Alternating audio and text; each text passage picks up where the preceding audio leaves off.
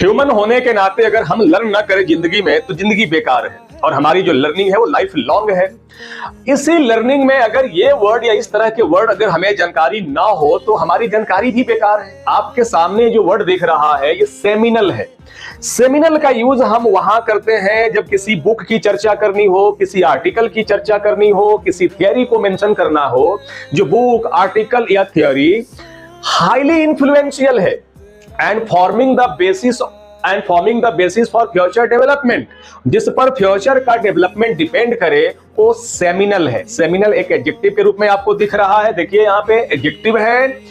इसको याद रखने के लिए आप याद रखें सेमीफाइनल को। भाई सेमीफाइनल ही तो डिटरमिन करता है कि फाइनल किनके बीच खेला जाएगा। तो सेमिनल को याद रखने के लिए semifinal that is highly influential and forming the basis for future development.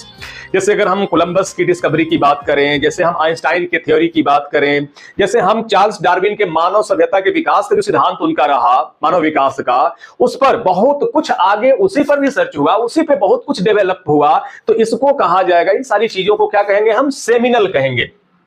जैसे अ सेमिनल डिस्कवरी हम कह देंगे, अ सेमिनल वर्क, अगर किसी की कोई रचना है, कंपोजिशन है, जिस पर और भी बहुत कुछ डिपेंड करता है, फर्दर डेवलप होता है, सेमिनल वर्क कहा जाएगा।